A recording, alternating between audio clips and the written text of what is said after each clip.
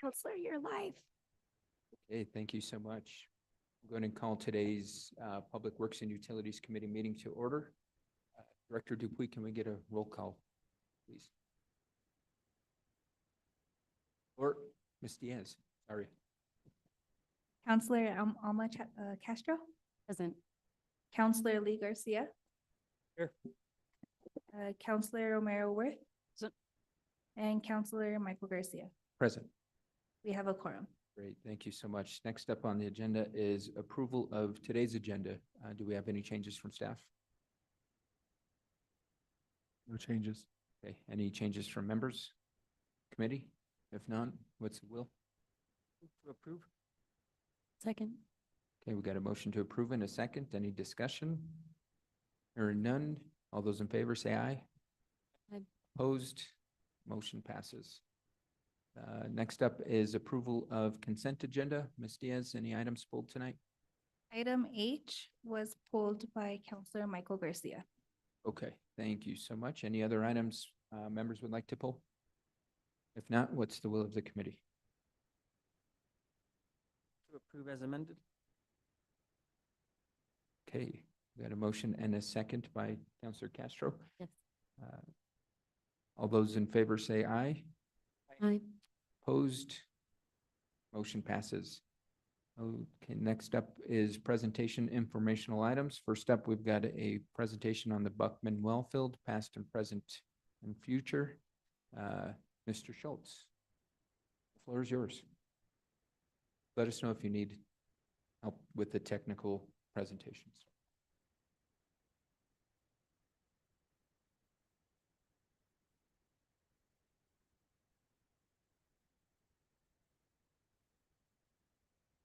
Members of the committee, I appreciate the opportunity to present to you tonight on the Buckman Wellfield.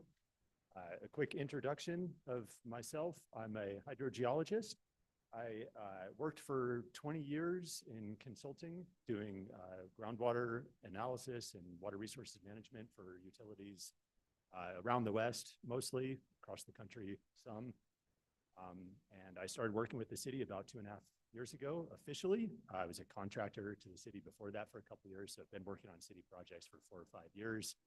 And I view this as really a dream job to be able to work locally for the city I live in, and have the great support of Division Director Jesse Roach, and then my manager, Bill Schneider. I have a presentation here. I emailed it out. It's in the packet. I also have hard copies if anybody would like a hard copy.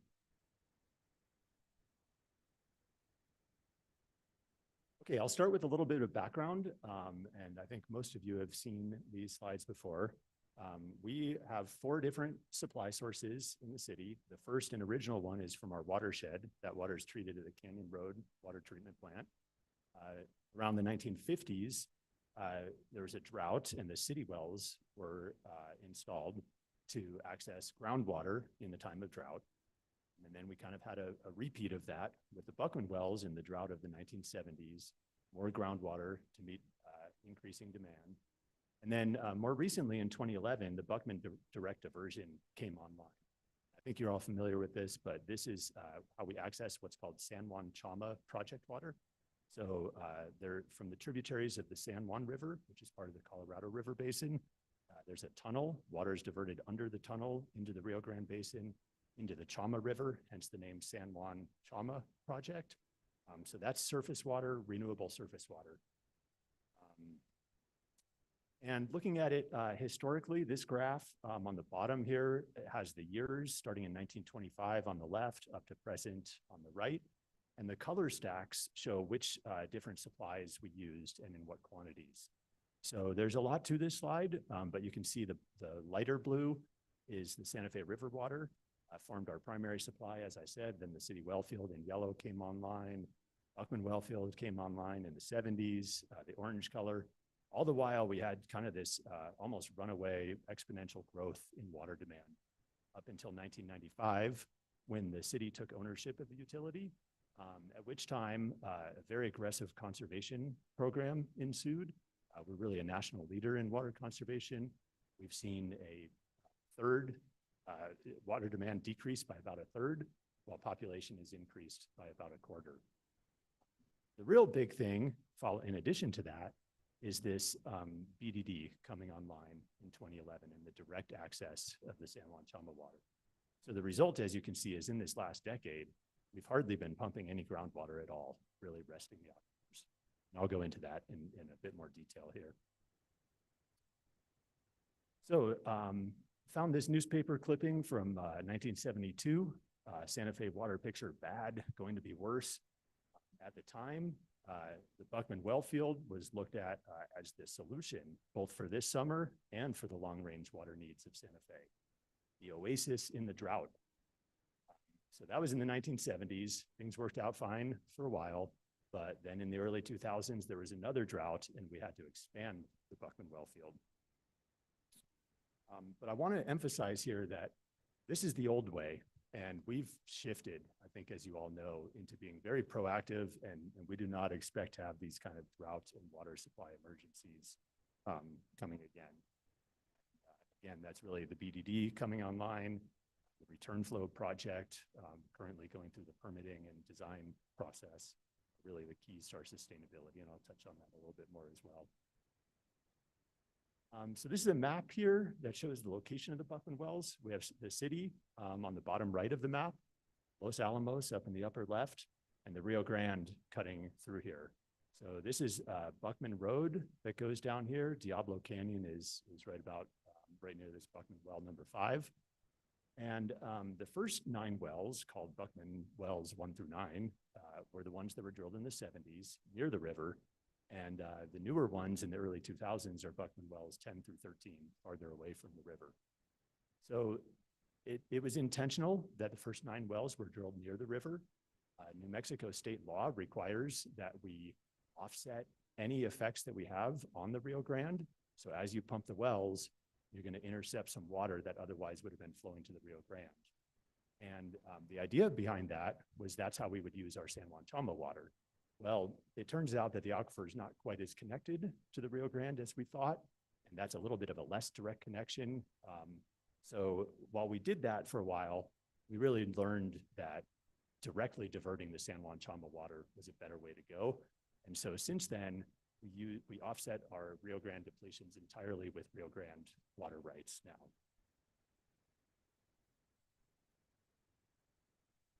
Okay, so let's go back and look at this slide. I have this that we already looked at as the inset, the 1925 to present.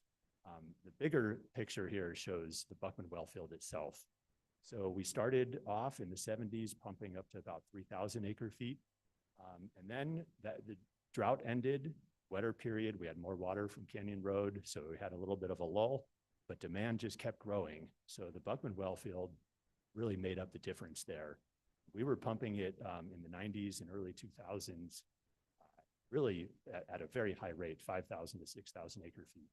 And put that in context, that's relative to a water demand, the current water demand of about a little bit below 9,000 acre feet per year. But again, we had this reduction in demand due to water conservation, plus the BDD coming in line, resulting in us being in a really good place now, pumping consistently less than 1,000 acre feet a year in the last decade. And that's relative to what we believe to be a sustainable yield of the aquifer of about 2,500 acre feet.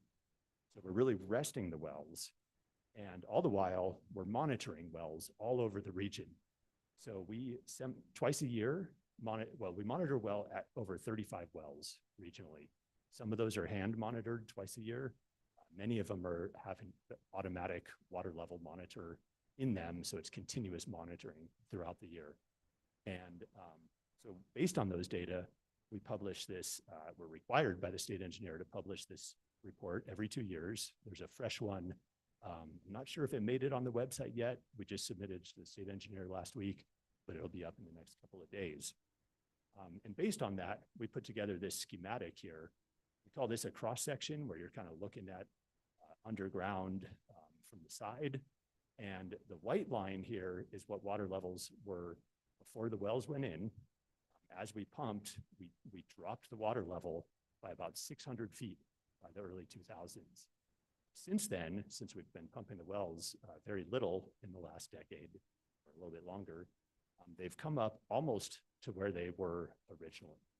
So there's a lot to learn from that in terms of aquifer recovery. So that's kind of the history and where we are now, but a little bit more about where we are now.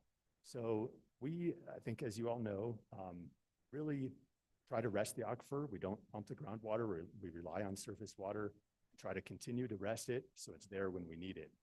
The role of the Buckman well field has really shifted for us. You know, historically in the 90s and 2000s, it met about half of our water demand.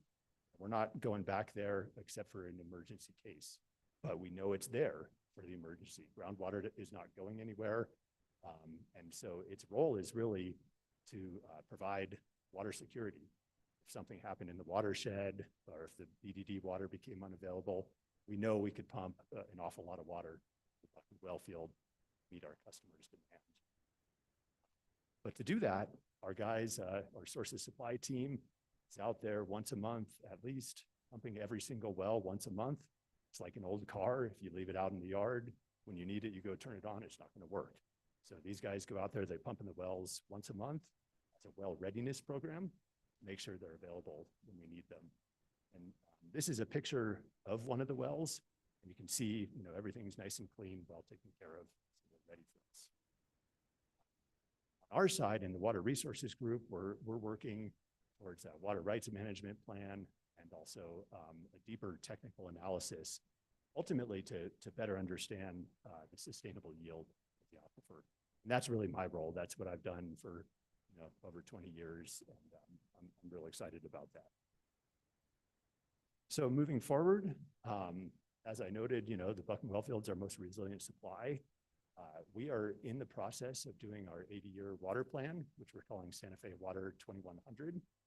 And in that plan, we're going to consider what I call here a temporary surface water outage.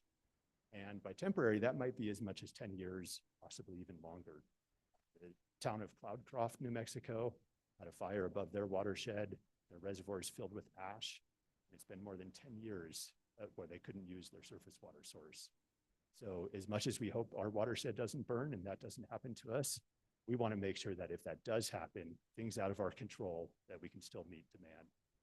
The Buckman Wellfields can play a huge part in it. Flip side of that is we want to make sure even through that, we're doing it sustainably.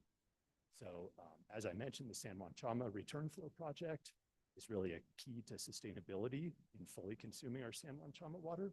Excuse me. And then this continued program of resting the aquifer so it's ready when we need it, really not relying on the well field unless we really need to. So the water plan will also consider various adaptation strategies that could hopefully improve the sustainability of the well field, things like aquifer storage and recovery, maybe reconfiguring the well field, and more water rights management. So to conclude, I think we're really fortunate to have this supply source in our portfolio. Really lucky for to have the foresight of the people before, between the water conservation and the direct diversion, the Buckman direct diversion. We're really in a good place now, and this Water 2100 be ideal to make sure we'll be in a good place moving forward. With that, I'll stand for questions. Thank you, Mr. Schultz. Any questions from committee members? Just Councilor Castro. very quickly, can you speak a little more to water rights management and how we'd like to see those change? Yeah, sure. Let's see, I have a backup slide for that.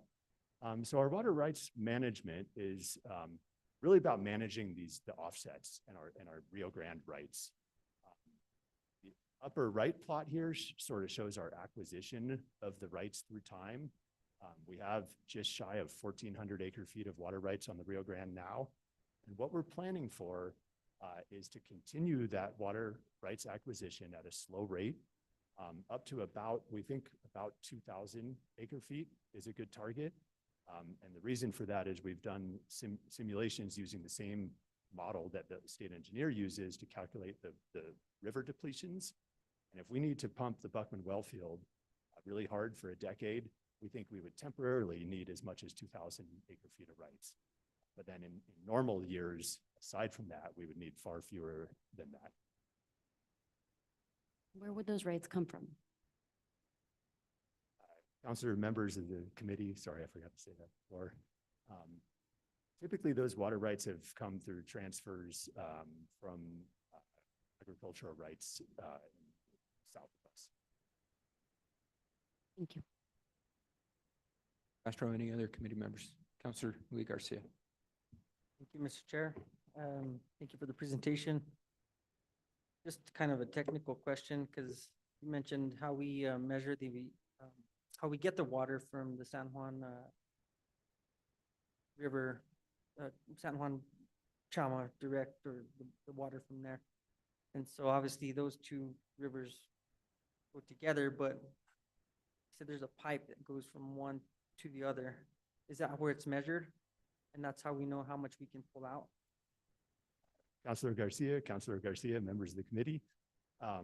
Yeah, this is a fascinating piece of infrastructure. It's a really large tunnel. A golf cart can fit through it. It's over 20 miles long. If you're driving up to Pagosa Springs, it's the first two major rivers that you cross. The water goes by gravity through there, ends up in Heron Reservoir.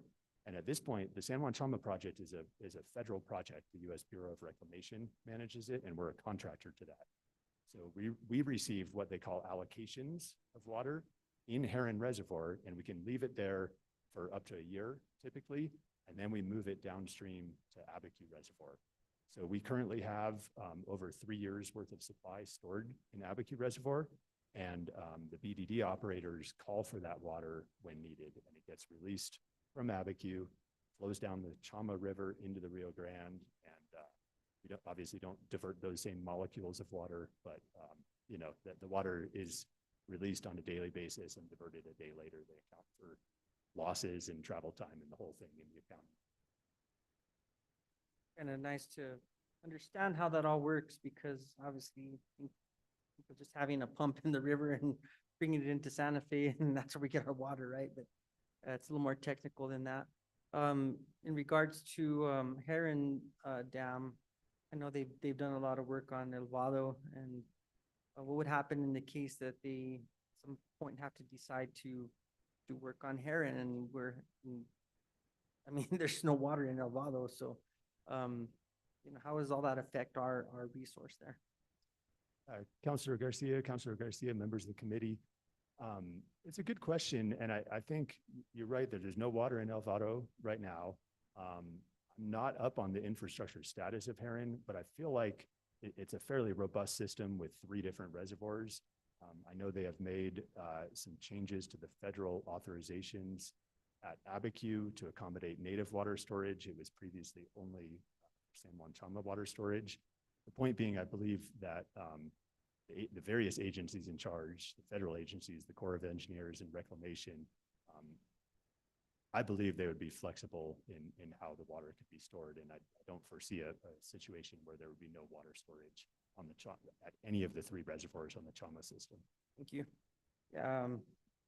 Conversation of a previous a former mayor, he said, you want to wrap your head around water rights, and you're gonna have a headache pretty quick. So pretty intricate. Complicated. Thank you so much for the information and the presentation. Welcome. Other questions?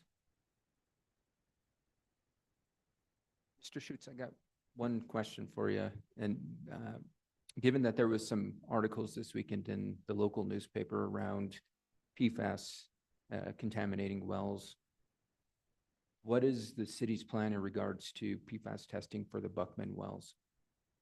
Councilor Garcia, members of the committee, last year we tested all of our water supply sources, every single one of our wells, Canyon Road Water Treatment Plant, and the Buckman Direct Diversion, and we had non-detect for PFAS at all of them.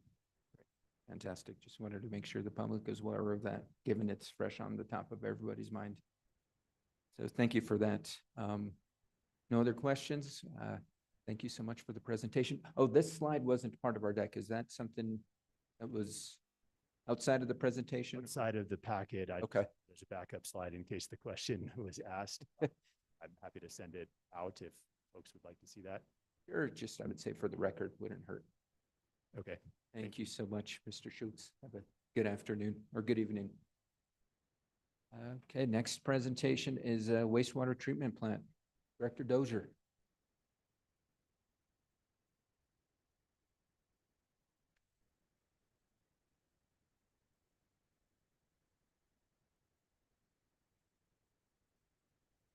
Evening.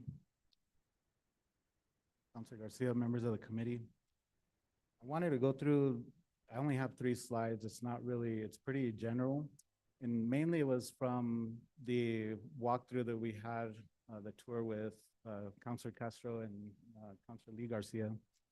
And just a few things that were more, how did we get here? And what we're doing currently to get out of the issues we have. I would also say if anyone wants to ask questions in the presentation, that's great also. It kind of would help just since this is such a short piece in here. So we'll start off here. So initially, the main thing that I walked into when I started in 2019 was there was an aeration gate that was stuck in place.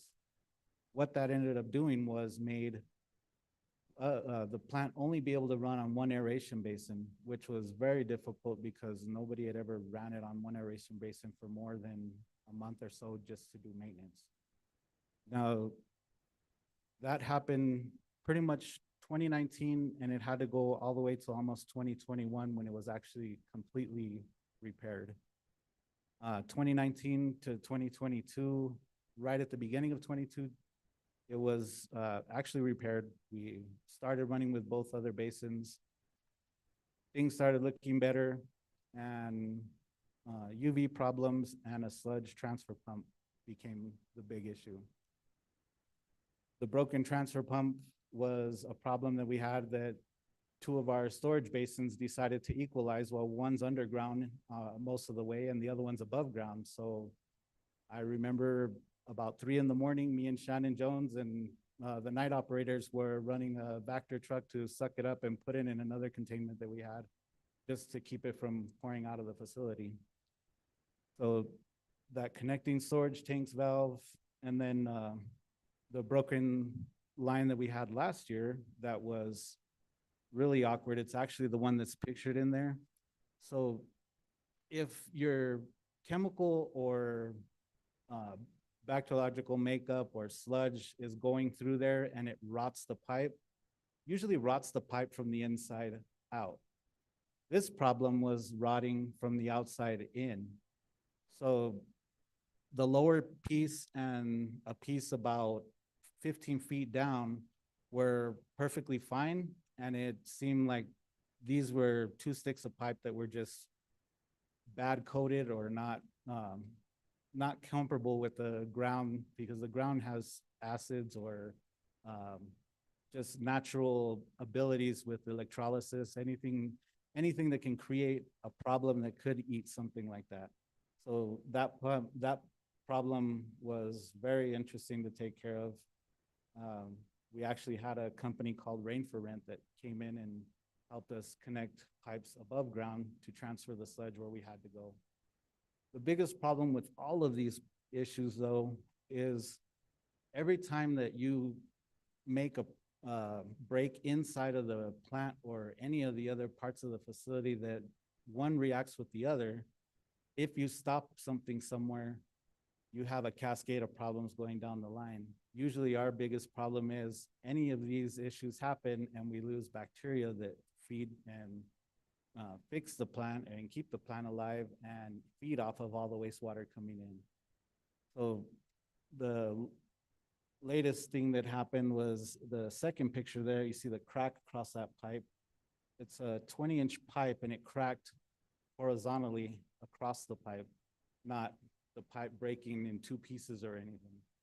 So that one was very difficult. We actually had really skilled welder from Buckman Direct Diversion came over, helped us out. He welded what he could to keep us alive and running, but at the expense of already losing probably half of our bug population. So 1 day is enough to kill half the population instantly. I mean, it just starts taking them out. They need the air to stay alive.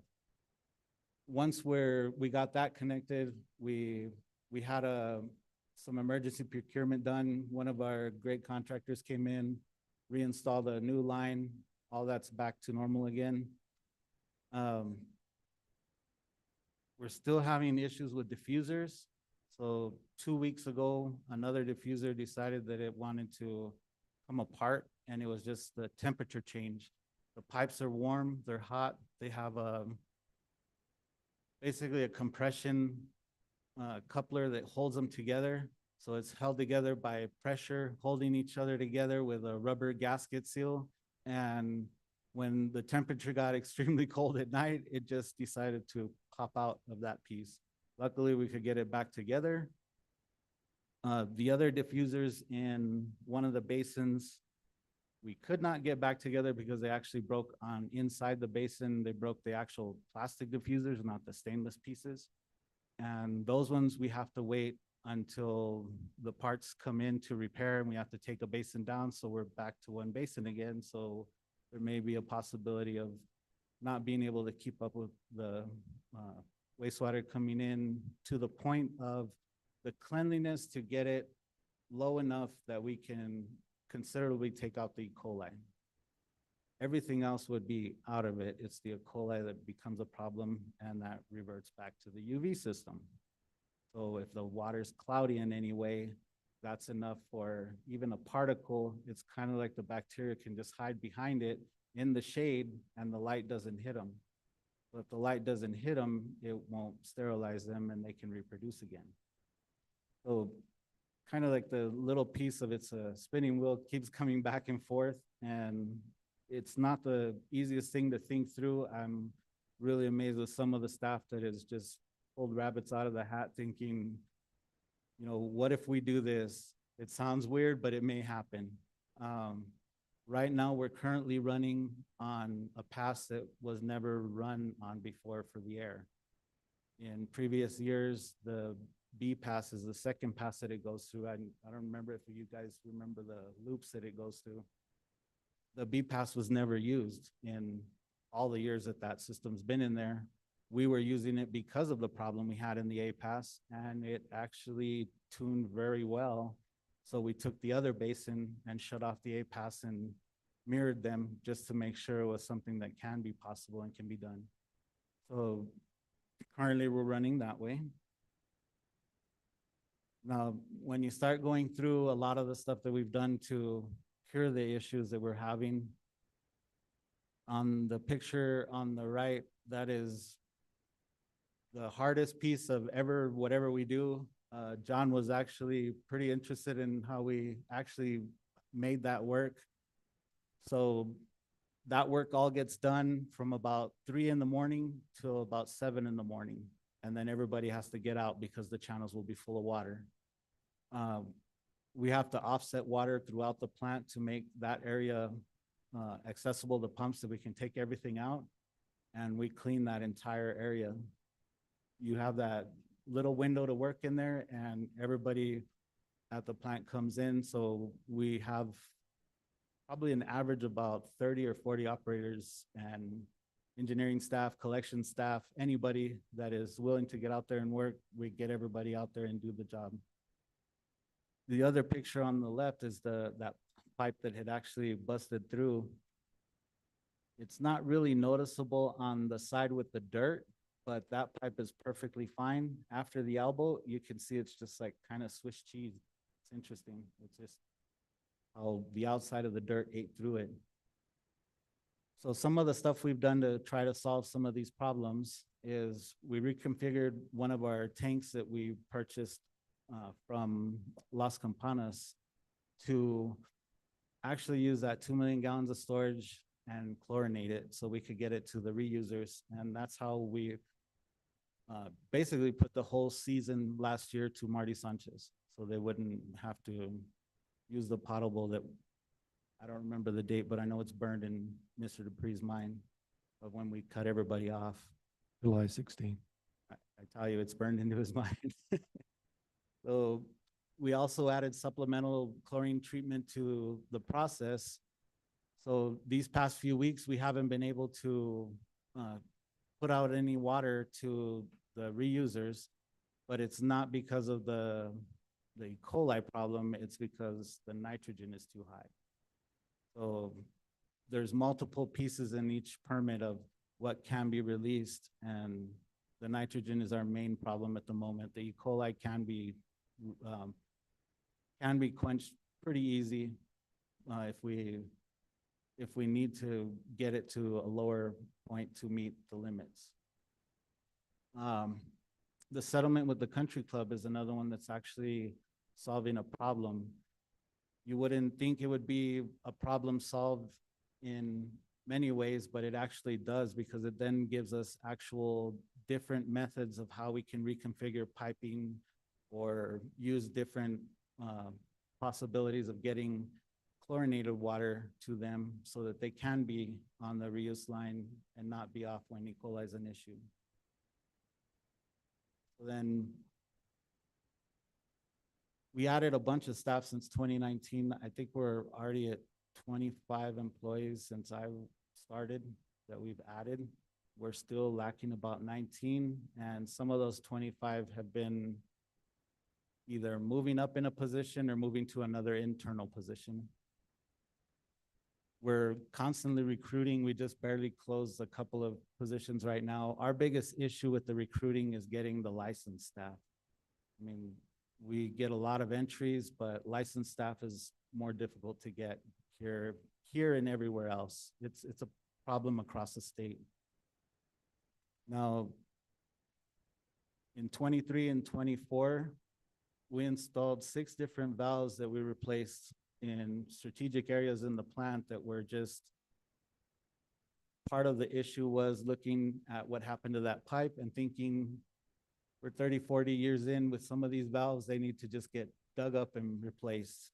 A few of the other ones, so it was 4 of them that were replaced for that reason. 2 of the other ones were just valves that we already knew had issues that were just sticking, weren't opening correctly.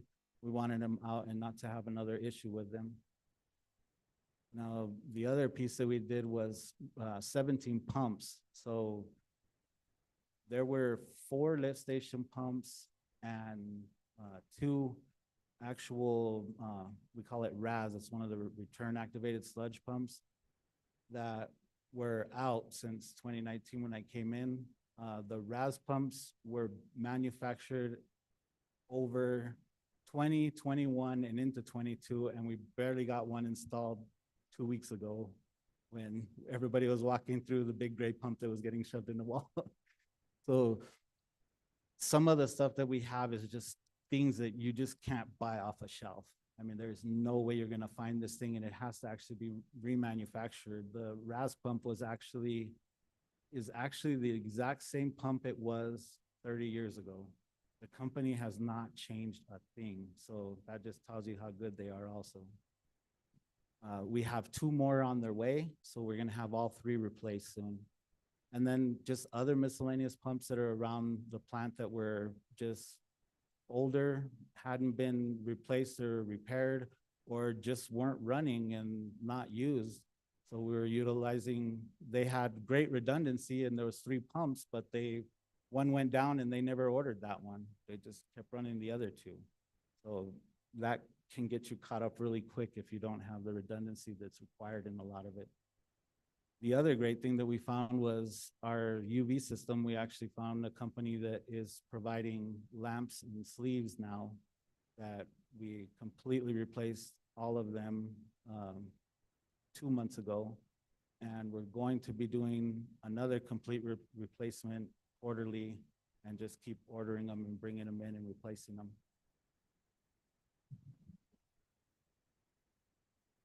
So what we're trying to work on, of course, trying to meet all of our permit requirements consistently. We're getting closer, we're almost there. Funding requests for the possibility of either the new plant or retroing this plant. UV replacement is almost complete with design. Our master plan is underway, and I'd say easily about a quarter of the way, maybe the 30% will be very soon. And then we're now utilizing some on-call contracts that we hadn't previously had. So we can actually have contractors on site doing the work in an instant. We just give them a call, they're there to work. So the middle picture is actually the company that replaced the airline. You can see it back there. The gentleman that came out from that company welded it out there, and then they just lifted it and put it in the ground. The other one is the corner. It's in our headworks. We had some issues with the grit diffusers, and they're really hard to get that grit. If it gets stuck in a pipe, it turns into concrete. I mean, it's that hard to get out. Well, we had some valves that were giving us a lot of trouble, but they're valves that we couldn't necessarily just get in with in-house. And the contractor came in and installed the valves there. They're all 6 of them. So working on each piece, trying to keep the old plant running. If it gets retroed and revised into something else, then we keep fending forward and making sure that it's going and can be something that we can count on for the next 20 years. Or we move towards new design, and that's all coming out through the master plan. We're studying that of better routes, and we don't want to waste money. We don't want to go in and say, yeah, this plant's junk, throw it away. We want to make sure that we're making a sound decision and making the other plant happen. But at the same time, if we build another facility, we still need this one to run until that other facility is ready. So there's a lot going on at wastewater, and the last slide's the one that is just more for everyone. It's always open. Come out, look at it, understand, go through it. Don't think that one time is gonna work out. You guys can come out anytime, come back again, bring questions. It's always something that if you walk through and you look at it and you understand what's happening, you'll have a better idea of what we're looking at and what we're trying to accomplish. And with that, I'll stand for questions. Thank you for the presentation, Director Dozier. Any questions from the committee? Councilor Garcia and then Councilor Castro. Thank you, Mr. Chair. Mr. Dozier, thank you for the presentation, and I think your last statement is something that I wish everybody would take the opportunity to go out there and visit to see. I mean, it's not, we focus a lot on the water and the conservation, and I think you made a point when we were out there visiting the plant in regards to that in itself poses a hurdle for the wastewater treatment plant, because you need water, you need the flow of water for the plant to move and to work, and there's a lot of moving parts in this thing.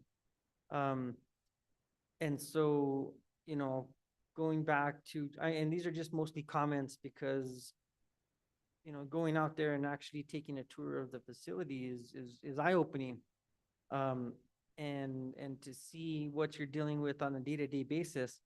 I think one of the big takeaways that I got from it is, how the plant over time has evolved. The way buildings are situated, sometimes I was thinking this building should be turned the other way. Crazy. And so, we've made it work. And yet you're continuing to have to jump through hoops to solve the problems on a day-to-day basis. I mean, it's not glamorous to be working in this, but it's a very important piece to the whole puzzle of our city. And so, I think one question that I did have, and I think in regards to first off, the pumps. I think the pumps are one of your biggest. I guess there's a lot. You can go on and on, but some of the pumps, and we saw some of the issues that you guys were working on at the time. Those, along with the lights, the UV lights were something that my takeaway from the visit was that it's hard to get some of these parts now, and so looks like you're working on solving that. And I don't know if that's a complete fix or a future fix, but taking us to the direction into, do we, build a whole new plant? And I think that's gonna be a huge undertaking, so. Not really many questions other than thank you for the presentation and being here to, encourage anybody who is interested in what goes on down there. I think a lot of people don't realize also, it seems like, well, you put some Clorox in it and you separate the solids and and the liquids and put some Clorox and you're good, right? But just the natural organisms that you guys take care of, and I think that's that aeration, area that you're talking about is they need the oxygen for them, for you guys to keep them alive and to feed them and help them. So again, not really many questions, just observations, and thank you for the presentation. Sure, then Councilor Romero. And thank you so much, Mr. Dozier. If you could tell me a little bit, one of the things I found really interesting was that we produce our own energy. So if you could speak a little bit to the need for water in our system, because we are really efficient with our water, some of the difficulties that poses, and also a little bit about our energy production. Councilor Garcia, Councilor Castro, our energy production is very interesting in that previously they started off that it was solar. We put all the solar out there. There's actually some of the panels are even showing here that were for one of our remote facilities. All of that was put in and done with the contracts that are more along the lines of you don't own the panels, but you get the credit and you pay back any returns,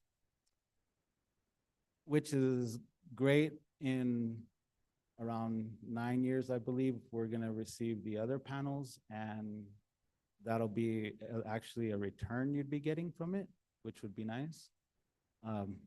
Providing you don't have to replace a lot of panels, but all of that's figured into how it works.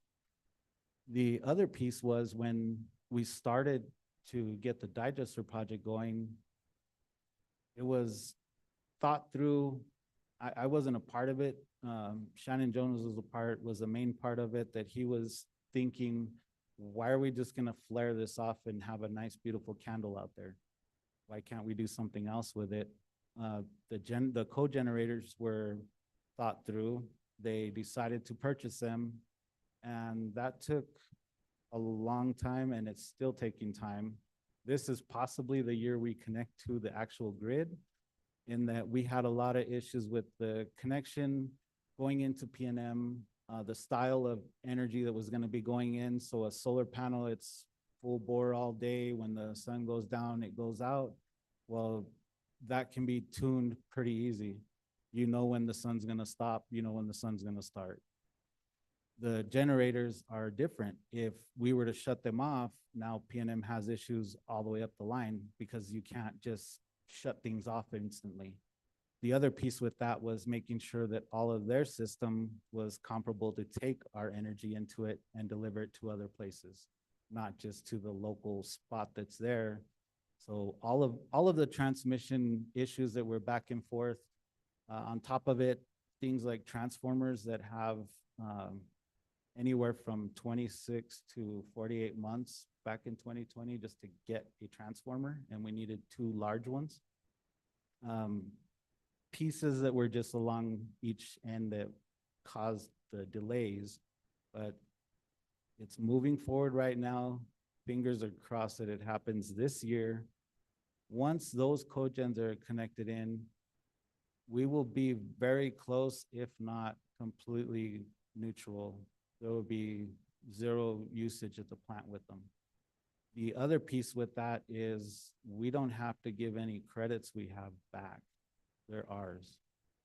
Now, the cogen, the nice thing of it is we basically have 2 huge batteries. Our digesters are producing gas 24/7. They don't stop.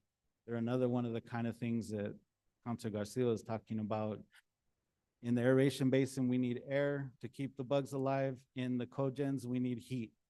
So they're basically like a human stomach. They gotta be in the 90-degree range, 98-degree range, almost 100 to be consistent. So they will produce gas all day long, and that gas will then be transferred into the generators. And we may not be running the generators full blast, but we could run them constant 24 hours. We could run them only at night. We could choose where we're gonna run them. So that's a huge part of the ability to keep that would be great. And I know Councilor Romero Worth had the conversation about even if we build a new plant, we're keeping this area.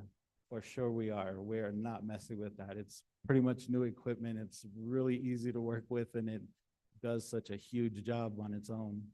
I mean, it's kind of like you just babysit it and it takes care of itself almost. Thank you. I just wanted to elevate that because I'm super excited that we produce our own energy. Thank you, Councilor Castro. Councilor Romero Worth. Thank you, Mr. Chair. Yeah, I'm super excited about this energy piece, and I thank you, Council Castro, for bringing that up to the surface, and I think we need to talk about it a lot because it's very forward-thinking and aligns with our sustainability goals, and is just a very exciting piece of what's been done well and recently out there. So appreciate it. I wonder if you could talk about the capital outlay bill that I believe the governor has until noon on Wednesday to sign. There's $1.6 million for the wastewater treatment plant, and any plans you have to start to utilize that money and leverage it for some of the, big ticket fixes that we need to be doing out there. So we've had multiple ideas thrown around the room, but I think I may let Mr. Dupree talk that one through. And I recognize you may be still thinking about this and haven't, completely identified. I think the master plan, is my understanding, is going to inform our choices.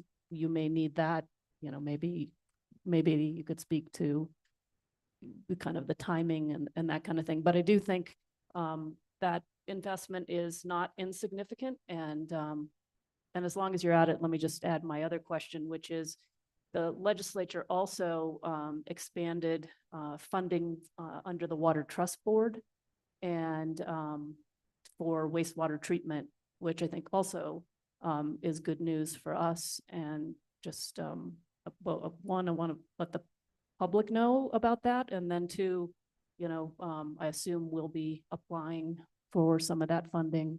And again, the wastewater treatment plant is such a big ticket item.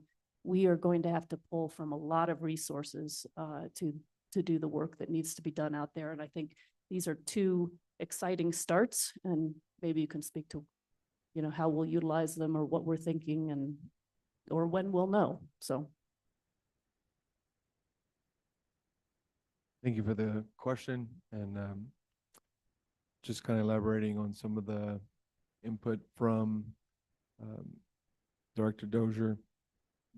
We've thought about a lot of different avenues and what to spend it on. Ultimately, we're moving forward and trying to understand whether rehab versus rebuild is the right answer.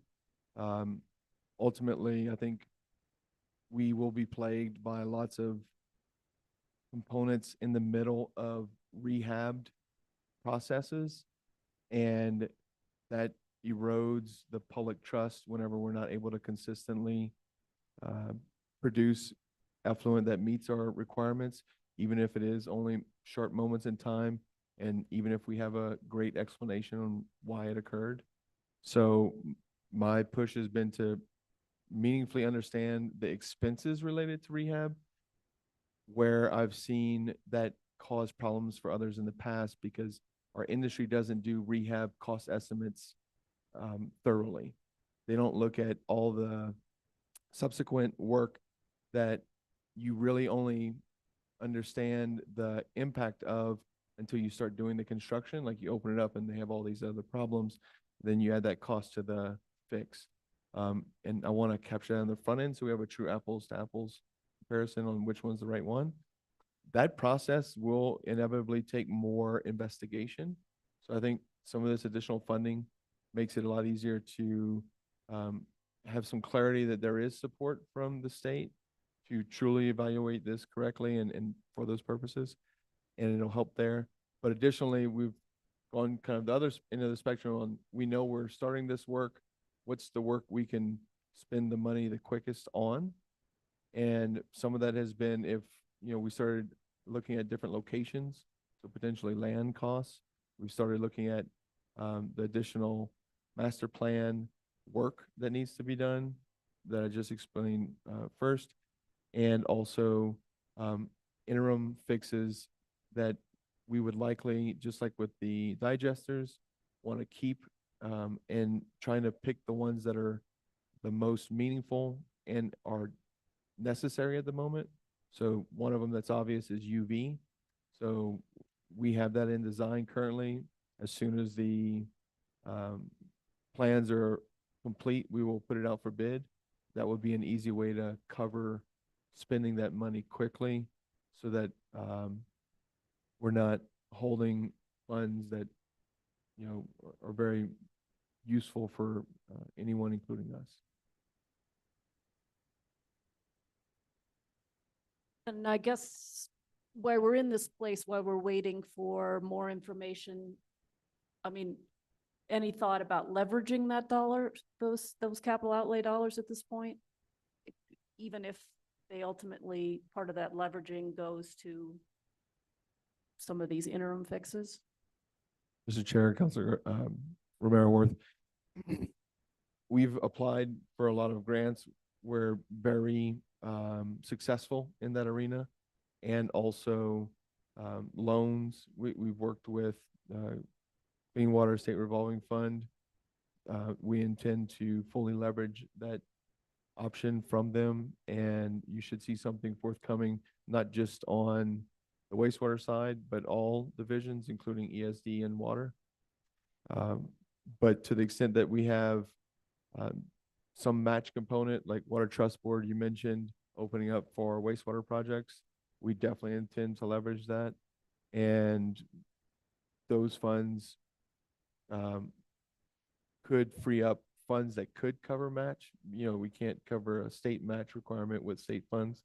So we'll be very judicious in anticipating having our options open for the funds that we do have available for match for any other projects. Okay, thank you. Just curious. Thanks for the invitation to go out to the plant and keep going out. I do think over my tenure here, I've been out there numerous times. Every time I go, I think I understand things a little bit more deeply. Fascinating place, really critical to the city, and appreciate all the work that you're doing out there with all the challenges, and look forward to, seeing how we move forward in fixing this. Thank you, Mr. Chair. Thank you. Any other questions from committee members? Just got two quick questions for you, Director Dozier, just for those that are tuning in. When do we expect the master plan to be completed?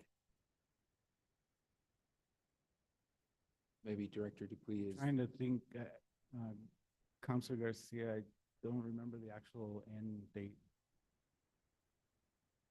We had a recent Mr. Chair, we had a recent update, and it was a 9-month timeline, and I believe that was 2.5 months ago. But we will be adding scope, and we haven't received the update on the cost and the additional time necessary for that. It's likely something you're going to see in a subsequent meeting, because we'll need significant budget and a bar to accommodate that additional scope. So we'll continue to have these type of informational updates, and it's something you should look forward to seeing soon. Okay, so it was tentatively planned to be finished this summer. With the additional scope, that's going to extend it. We don't have a time frame for that yet. That's correct. Okay, thank you. And then the last question I've got, maybe it's for you, Director Dozier, you can answer this. Are we currently meeting all discharge standards for E. coli just water discharge? Councilor Garcia, today we're not. We're just above the MPDS permit limit. I believe it was 460 today. Okay, and so from my understanding is we have to be so many days consistent. So when you're one off day, it kind of scratches it out and you're starting at day one again. Counselor Garcia, we're actually revisiting that we may not have to do the 30-day limits again. Okay. If we can get clarification on that, that would be helpful, just because I know that is what's prevented us from using the water in the past. So if we could get some clarification that way, it'd be very, very helpful. No other questions from me. Thank you, Director Dozier. Thank you, Director Dupuy, for the presentation and the feedback. Appreciate it. Thank you. All right, last item. Our next item is we're on to consent. Item H, which is consideration of resolution yet to be numbered, adopting an updated pay plan for the city of Santa Fe. Director Salazar, thank you for being with us here tonight. I know I pulled this. Just have a couple quick questions for you. In regards to the makeup of these 56 employees, don't know if you have, by no means am I anticipating you to rattle off the positions that will come at a later request, but can you help clarify, is this strictly supervisors? Why are these folks non-union? Can you provide a little clarity around that? Mr. Chairman, yes, actually, I do have a listing of classifications that will be positively impacted by the new pay plan bring to minimum. There's different phases. This is the adoption under our rules and regs for non-union employees.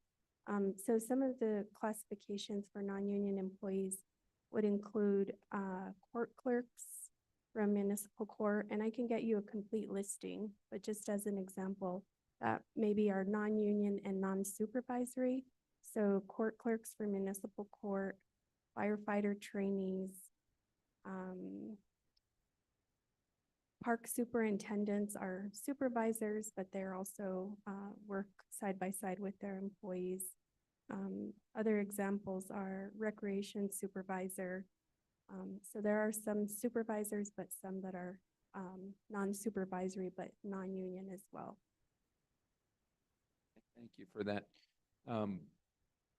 To dive a little deeper, would it be possible for you to send the committee the list, and I'm not necessarily looking for the name of the employees, but the 56 positions that will be impacted through this resolution? Or would you be able to send the committee that list? Or I'll even expand it, and I think maybe just send it, if you can send it to the governing body, if that's not too heavy of a lift for you, would you be able to do that? Mr. Chairman, yes, I can do that. Okay, thank you so much. Just because, and the reason being is because the resolution says it's kind of an equivalent of a 2% across the board increase, and having the breakdown of the position and current salary, proposed salary would be helpful in me really understanding where we're really adjusting based off of the class and comp study. Next question is, out of these 56 employees, will any of them see a pay decrease? Mr. Chairman, no, absolutely not. Just, If go ahead, sir. If I may also clarify, when you're reading the equivalent to a 2%, I think this is talking about something a little different. So on line 9, page 2, where it talks about the 2%, this is actually explaining that if the governing body approves an across-the-board increase, that the pay plan will also increase accordingly. And so I think the example there is if the governing body approves an amount equivalent to a 2% across the board increase, then our entire pay plan will also increase with this resolution. And that, as mentioned in the compensation consultant report back in December, if you don't move your pay plan along every time you do an increase, we land up with some compaction. And so that's what that explains.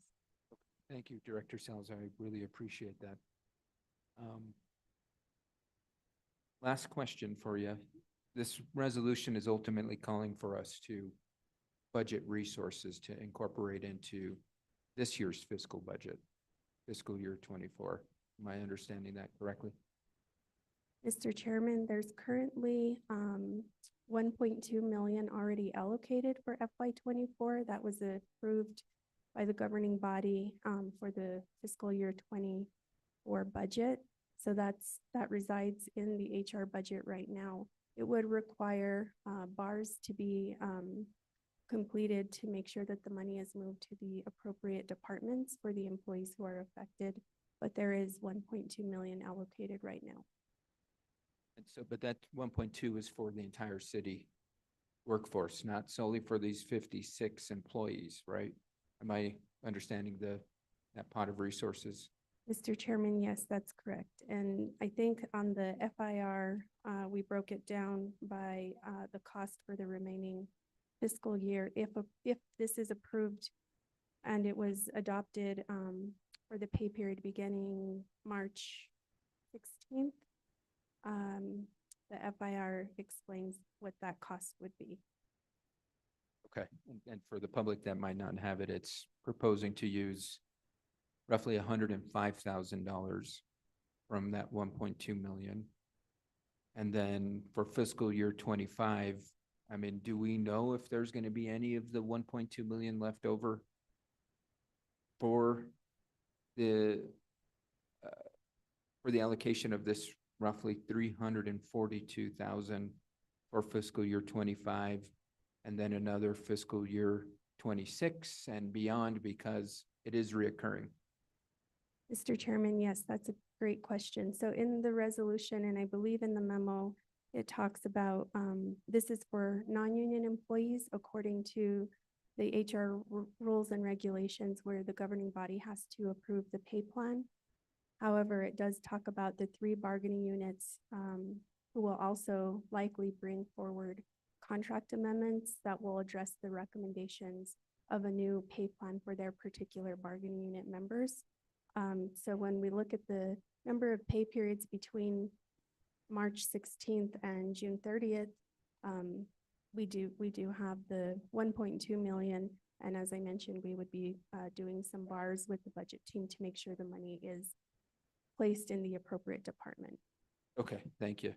Just because I think that 1.2 million will go pretty quickly, given that the proposal was, if I'm remembering correctly, like around $7 million to implement what was proposed at the time. And I think we'll dive in deeper for the rest of this, but the 1.2 won't cover the reoccurring expense that this is proposing.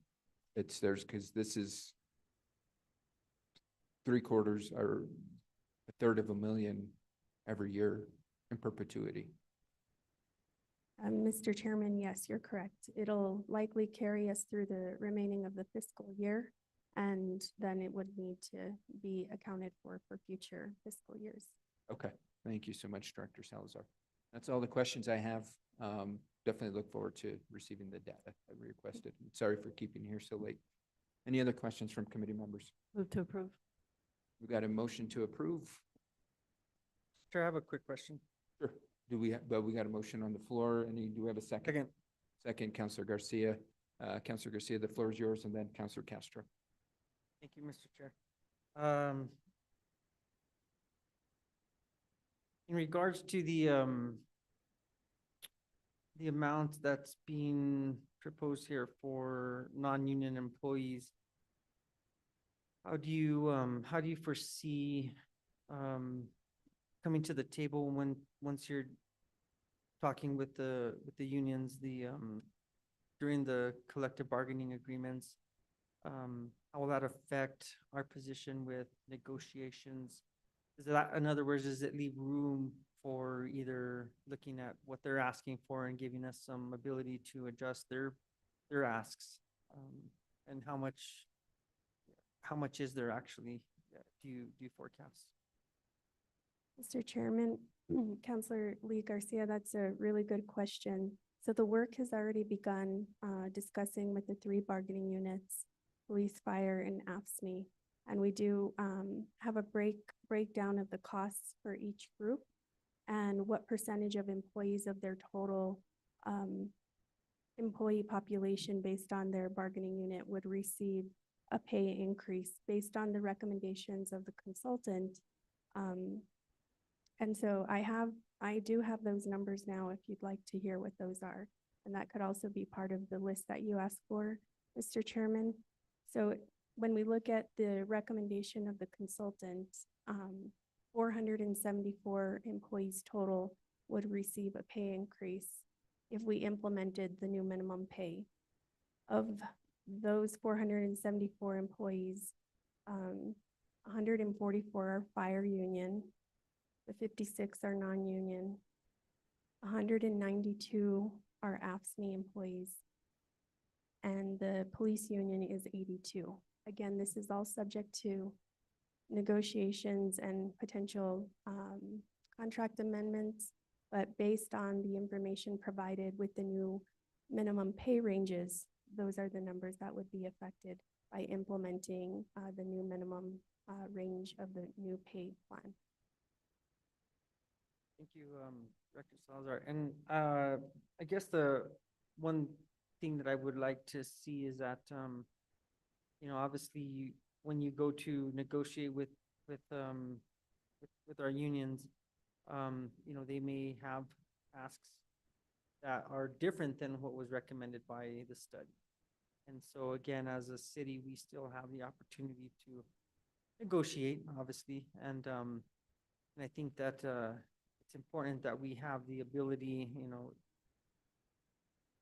to make those adjustments if the need arises. And so making sure that we have ample amount budgeted for our non-union and for our union partners of the city.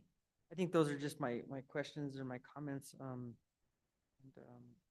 yield the floor. Thank you. Thank you, Counselor Garcia. Counselor Castro. Thank you again, Ms. Salazar. I noticed that under the consequences, it says that we would have trouble retaining and recruiting city employees. As these folks are not represented by a bargaining unit, how do we get a sense of how we would retain or incentivize these employees? Mr. Chairman, Councilor Castro, are you talking about the non-union employees? How would we recruit and retain? Well, have we surveyed them? Do we have a sense that folks are not happy and willing to go to other employers based on their current income? We have not done a survey. When we did a market survey of our pay plan with the compensation study. And so what the market is telling us based on that study is that our pay plan is below the market by an average of about 18%, an average. So with that in mind, we do have other surrounding entities that pay more for the same job. And so when we're behind the market, that automatically puts us at a disadvantage for recruitment and retention. So we have, and especially in some classifications, the pool of applicants can be limited. I think Mr. Dozier spoke of that earlier when you're looking for people who are required to have a particular licensure. For sure, those ones are really difficult, and the pool of employees are always smaller for those classifications. So if we're not even having our pay plan at the market value, it's going to make it more difficult for us. So we haven't done an employee survey on job satisfaction. This was more of a survey on compensation as a whole. Thank you so very much. Thank you, Counselor Castro. Any other questions? There are none? Oh, Counselor Garcia, sorry about that. Mr. Chair, and I have a follow-up to that, and I guess I think that it's fair to say that we probably should take a look at not just non-union employees, but even our union employees. And I'll just take an example, CDL drivers, and I know that that's been a huge area of difficulty in the city, and I think it's showing in many other areas. You know, I think we want to make sure that we have the ability as a city to negotiate with our unions because they are supporting, the drivers, I'll just say the CDL drivers, for example. And how do we support that in order to strengthen these services that we're providing as a city? And so, again, I think that it's really important for us to make sure that we're looking at the whole picture and across the board. And I know that that happens in the collective bargaining agreements. But I hope that it's something that's looked at and how we're, competing. I don't see that.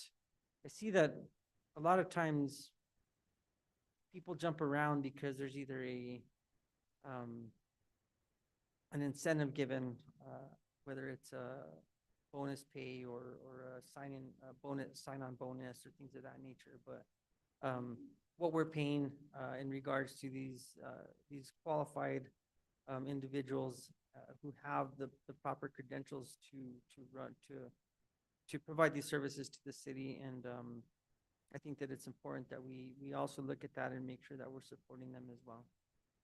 My last comment. Thank you. Thank you, Counselor Garcia. Any other discussion? Hearing none, can we get a roll call vote on the motion, please?